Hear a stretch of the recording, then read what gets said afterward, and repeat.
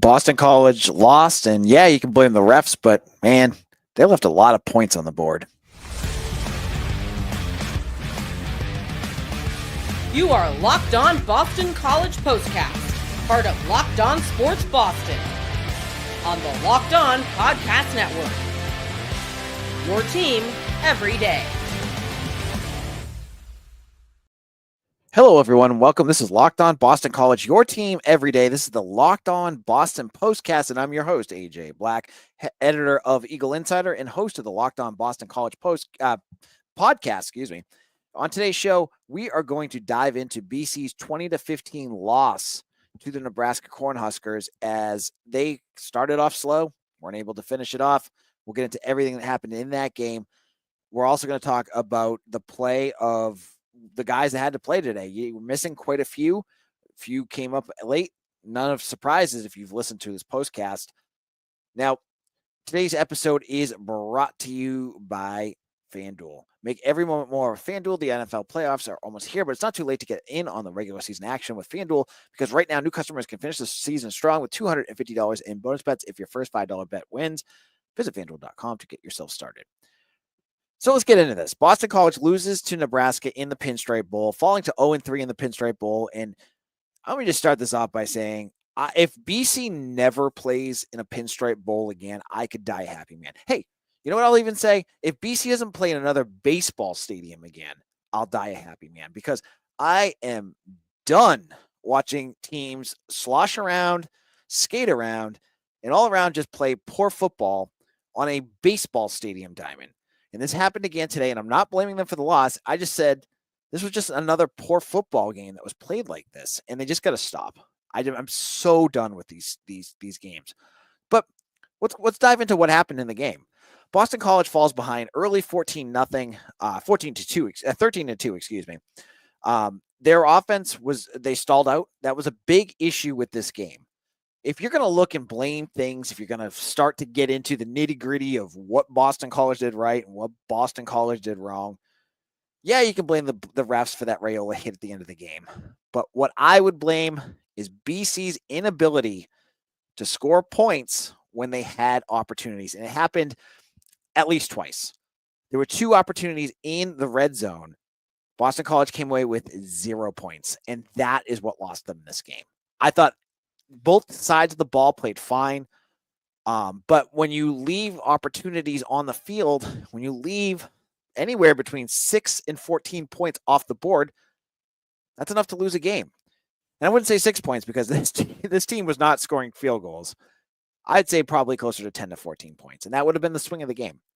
So, Nebraska, they jump out early 14-2. We get they were moving the ball well. In the first drive, we saw KP Price make a crazy interception. Great way for him to end this season. We'll get into the not great way he ended his season later. He ends up flipping over a barricade to catch an interception. And it was a cool play. Dylan Raiola had that offense moving, and they were able to slow that down. But I'm getting ahead of myself. AJ, this is a postcast. Let's dive into it. Because the first thing that we need to talk about was the opt-outs. Because before this game, on yesterday's episode, we talked about Donovan Ezeraku opting out. We talked about Ozzy Trapillo opting out. For the last 2 months or so, I've told you I expected Cam Horsley to opt out. He basically opted out at the end of the season. He just wasn't playing. And Jack Conley opted out, which was something we had talked about this week. We just assumed that was going to happen. So Boston College goes into this game with 4 out of 5 new offensive linemen. And the fourth one comes up because Drew Kendall did start this game. But as I said on Twitter, I'm guessing he looked at the state of the field and said, you know what? I got banged up on that first drive. I'm done. And so he was gone, and then you were down to 4. Then from there on out, Boston College was mixing and matching anyone they could find on their offensive line, whether it was I think it was Ryan Mickow that was in there at points. We saw Eric Dougherty at center. We saw Dwayne Alec at center. There were a lot of different guys that they were trying to mix and match to figure it out. Bottom line is, what lost this game for BC and the big issue for them was that they got beat in the trenches on both sides of the ball. That's all you can say to it. Their offensive line got beat up by Nebraska's defensive line. There were just too much talent on that defensive line.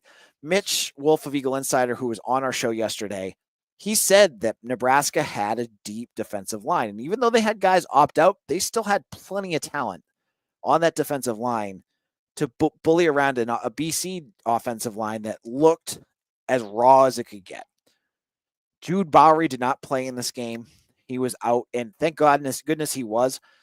He looked like an operation table for the last 2 weeks of the season because he was getting the snot kicked out of him. And so he was out of this game. So you had Jack Funk, Eric Dougherty, Dwayne Alec, Ryan Mickow, as I just mentioned. You had all these new guys just mixing and matching, and they weren't able to do it. The run game, it was not there. It was just not there this game. There was no explosive runs, really. Turbo Richard had his big moment, but it was on a screen pass.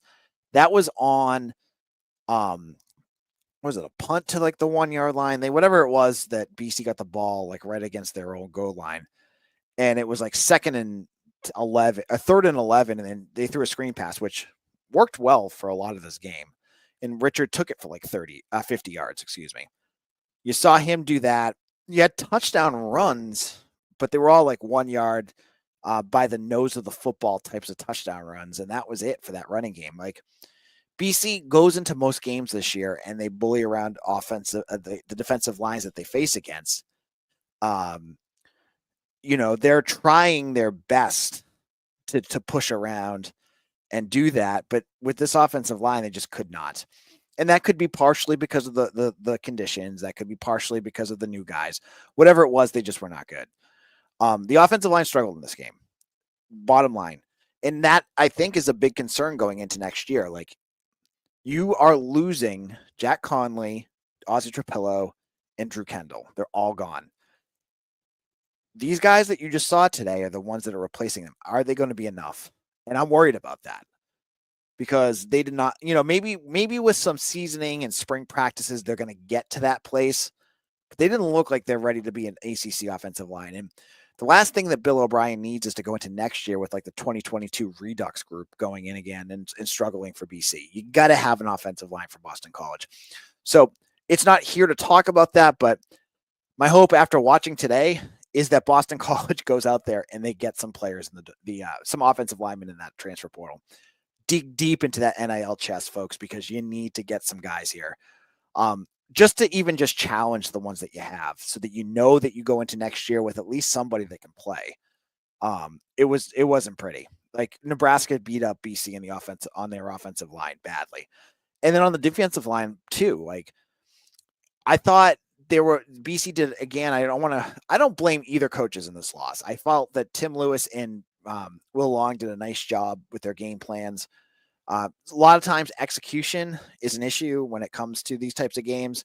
And there were some execution issues. But I look at the defensive end side of the ball. You lost Quintavious Hutchins at one point to an injury. You didn't have Donovan Nazarek. You didn't have Cam Horsley. You're playing with, your bare bones again on that side of the ball. You held Nebraska to 20 points. I don't know how you hate on what they did. They let up 3 touchdowns. That was it. They weren't perfect. They weren't great, but they didn't let Dylan Raiola do a whole lot, and I thought that was okay. Now, in our next moment, I want to talk about the comeback because that was very, very exciting. We're going to get into what the comeback looked like, what led to it, and everything else in just a moment.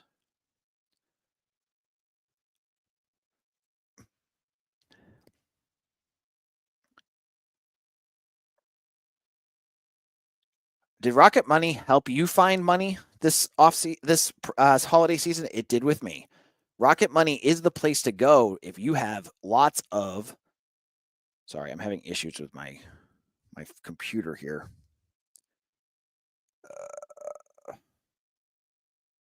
Disappeared. All right. Anyways, sorry. Let me start that again. Did Rocket Money help you find any subscriptions you forgot about, or were you paying for twice? That definitely happened to me. I had a few subscriptions that didn't even realize I was still paying for, and Rocket Money made it so easy to track them all down. It's like how having a personal assistant for your finances. Rocket Money is a personal finance app that helps find and cancel your unwanted subscriptions, monitors your spending, and helps lower your bills so you can grow your savings. It brings everything together in one place, whether it's subscriptions, your spending habits, or even the goals you want to hit this year.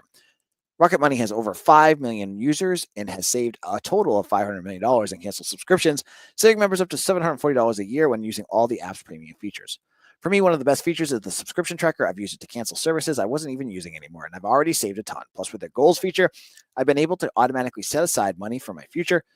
No more stressing about budgeting every month. Cancel your unwanted subscriptions and reach your financial goals faster with Rocket Money. Go to rocketmoney.com/lockedon today. That's rocketmoney.com/lockedon.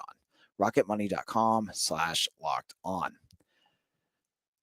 Locked On Boston College, AJ Black here, and we are talking about the BC game against Nebraska. And we're looking at what Boston College did and didn't do in their loss against Nebraska. I almost said Penn State. I'm like going to go back in the time machine like 10 years. So this game looked like, I mean, it was 20-2 for a while. And I was looking at this going, this feels like it's going to turn into a blowout, as in like, BC is not able to put any points on the board. They're struggling in that red zone area. They give up, before halftime, they had a perfect opportunity to score points. They go, they fail on fourth down. They do it again at the early fourth quarter. At the end of the game, Boston College somehow pulls it out to get some points going. They score quickly, and they score with a touchdown by Jordan McDonald. And you're feeling like, okay, it's 20-8. They fail on the 2-point conversion, but you're like, okay, yeah, it still feels pretty, out of reach, but weird things happen. And the weird thing did happen. The weird thing was Nebraska, who also has issues on special teams, they get a punt blocked. And it's Victor Nelson Jr., who many of you may not even remember is on the team. This was a transfer from 2 years ago from LIU. He got passed on special teams. Someone that Bill O'Brien brought up this week as somebody to watch for. I think he's a senior. I believe he's done after this year. I've totally forgot he was in on the team.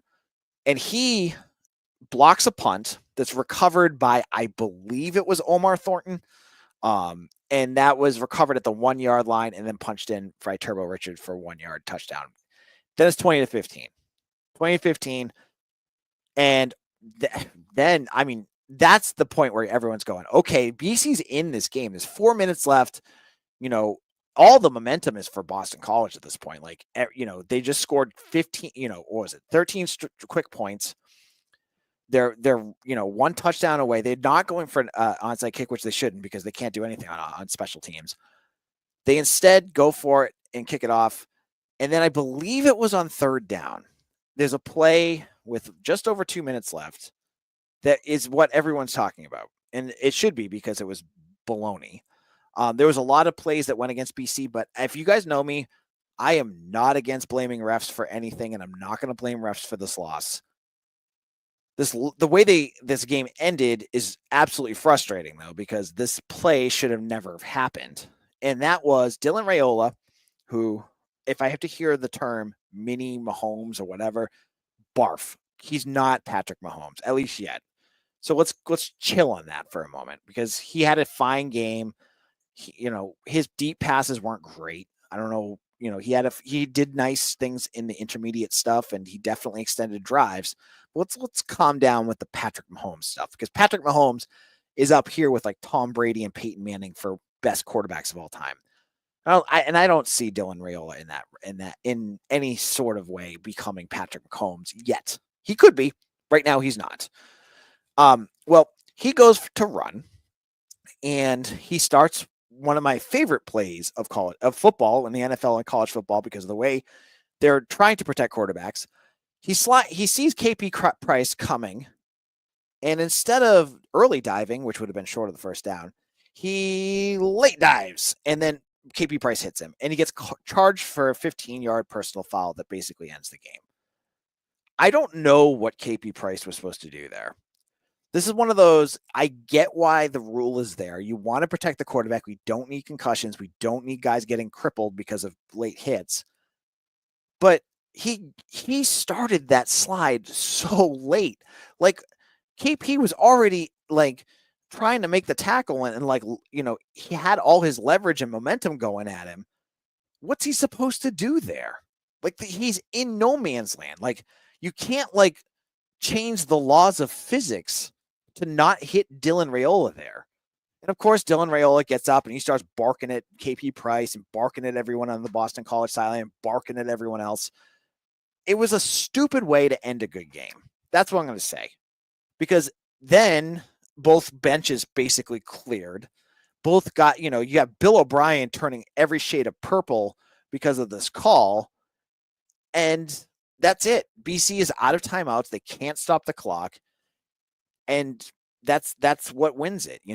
I think they got one more first down out of that, and that was it. But BC had the chance to get off the field there. They called this play, and that's it. There were other plays in this game that you can whine and complain about the refs.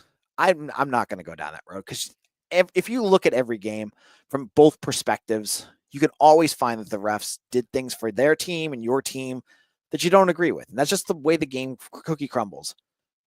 But it was such a questionable call to end what was turning into a really good game.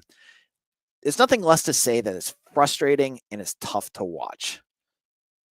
I love that they're protecting quarterbacks. Like, we don't need guys getting concussions. We don't need guys getting knocked out and headed into the hospital because of a hit or whatever happens.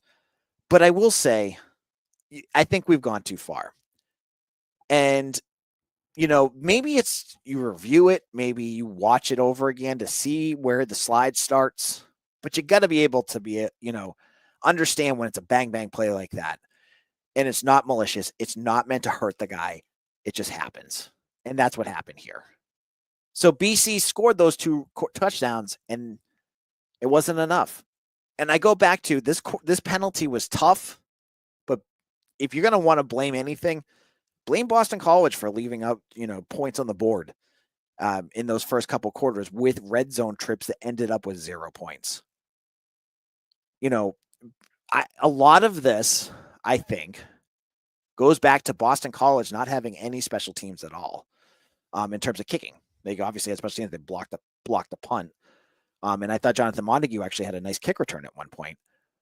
But when you can't rely on your kicker from basically anywhere, that's a major problem. And I saw that happen again in this game. They talk about BC being a team that is like reliant on the going for it for fourth down. The real reason they're going for it on fourth down is they can't kick a field goal to save their life. They can't punt it to save their life. We saw Liam Connor again, and I'm not blaming him for the punting because he was just put in a bad situation because they don't have anybody else on this roster. But you have to keep going for it on downs, on plays that you want to go for it. I think BC had it at like the 38-yard line of Nebraska at one point. And it was 4th and long, and they went for it because they can't punt.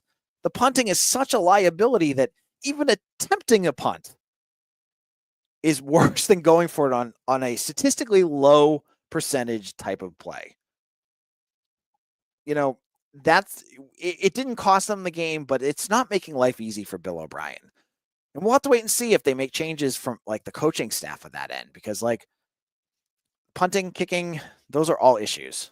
And when it came down to the end of it, like, yeah, you may want to try an extra, an onside kick, but that's like the hardest play in special teams. This team can't do the basics in special teams. Why would you even try an onside kick? So it was a tough loss. They took a while to wake up. Grayson James, I thought, looked good. He threw for over 300 yards. He had the short game going. We saw some screen passes. And I would love to say that, like, he looked like the quarterback that you need. But there were a couple plays, too. Like, they pointed it out. One of those drives that they stalled down in the red zone, 2 straight plays, he did not even look at Lewis Bond. Like, he didn't see him. And Lewis Bond was wide open, and he didn't catch him. Things that you miss, things that don't happen, things that cost you the game. So in a moment, let's recap the season. This is our last episode on the Locked On Boston College Postcast until next August. So let's talk about what we learned from this game and our takeaways from the season. We'll get into all of that in just a moment. The NFL playoffs are here, but it's not too late to get in on the regular season action with FanDuel, America's #1 sportsbook, because right now, new customers can finish the season with $250 in bonus bets if your first $5 bet wins. FanDuel has so many ways for you to pick up a W. I love betting on which players will score a touchdown and how many points each team will score. It's thrilling. Hey, if you bet on BC in this game, if you got in on Nebraska plus 5.5, you won. BC covered. That's a good one. So not only can you bet on who will win the game, but FanDuel also has bets for which players will score a touchdown, how many points each team will score, and so much more. And the interface is so easy to use. If you're thinking about trying it out, it's easy. You can get started in minutes. So just visit FanDuel.com to join today. That's FanDuel.com for your chance at $250 in bonus bets. Make every moment more with FanDuel, an official sportsbook partner of the NFL. Locked On Boston Postcast. This is AJ Black. If you are checking us out for the first time here, hit the subscribe button. In the fall, I will be going live again. Maybe they'll let me do the spring game postcast. I'm not sure. This is only like a test run with me doing this. I liked it. I hope you guys enjoyed it too. So hit the subscribe button on the Locked On Boston Postcast. If you're listening to this on YouTube, if you're on this goes up to my feed too for Locked On Boston College Podcast. I hope you all give me 5 stars and a review as well. That does help people find our podcast as well. So BC, they finished the season 7-6. They started this off. I don't want to see BC ever play in a baseball stadium ever again. The combination of Fenway and Yankee Stadium logistically has been a chamber of horrors. I know Bill O'Brien talks about how great it was to play at Yankee Stadium, but watching Jeremiah Franklin early in this game get tackled and go sliding on the ground about 5 yards out of bounds, just on his butt, made me realize that maybe sometimes football is not meant to be in a baseball stadium. Maybe sometimes we just leave baseball to Yankee Stadium, because between that and UConn playing with a giant yellow pesky pole in front of their vision, they're not meant for football. Reason why Drew Kendall didn't play, reason why a lot of these guys didn't play. I'm sure they realize that those stadiums are just a mess and it's going to cause injuries. And it caused injuries in this game. They lost a couple guys. I want to shout out Joe Marinaro, first of all. Joe Marinaro has been playing with a cast of a wrap, something on his arm all season. He's been banged the heck up, and he continues to play. This game, he leaves. They tape up both of his ankles. This guy looks like a mummy out there at this point. Goes out, still plays well. For a guy that was a former walk-on, this is his final game at Boston College. Hat tip to Joe Marinaro, Joey Pasta Sauce out there, because you're an Eagle through and through, and I didn't think you would ever become the guy that you did. You made some big plays out there, and I don't mean to be a hater. I'm very impressed with what he did. And for him to go out there after hurting his ankle and going back out there, that's incredible. But for this season, wrapping this up, was the season a success? Of course it was a success. You made 7 wins. Is it disappointing that you didn't get 8 wins? Yeah, that's disappointing too. But I think if BC is going to win 8 wins, they got to do it in the regular season, because the way that the bowl structure is happening and the way the NFL draft is kind of influencing things, you're going to constantly lose the players that got you there to the NFL draft before the game happens.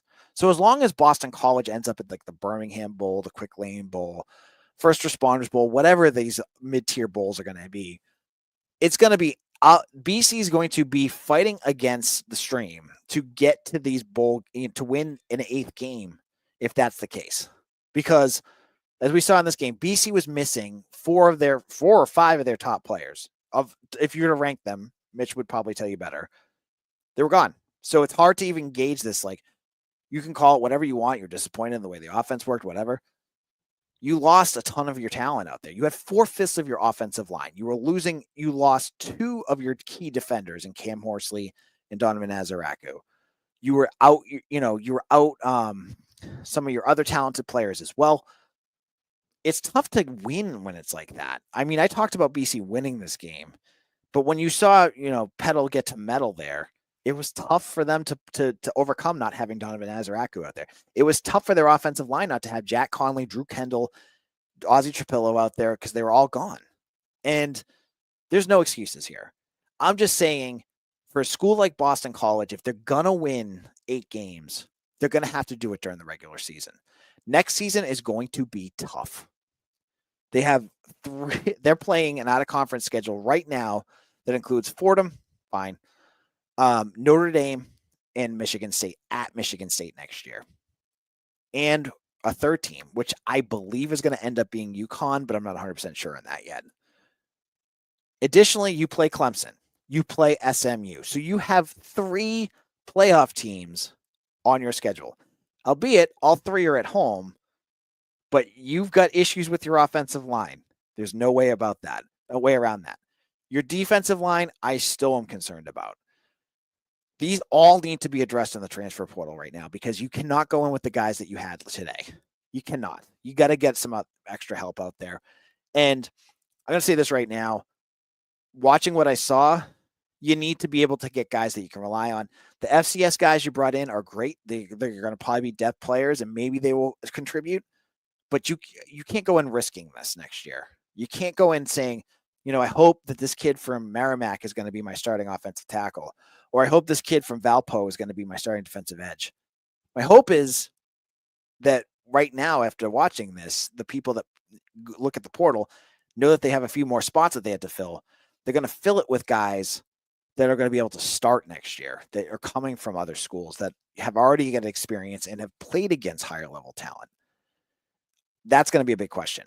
But at the end of the day, at the end of this game, I'm still very happy with what Bill O'Brien did in his first season. I think Will Long is fine.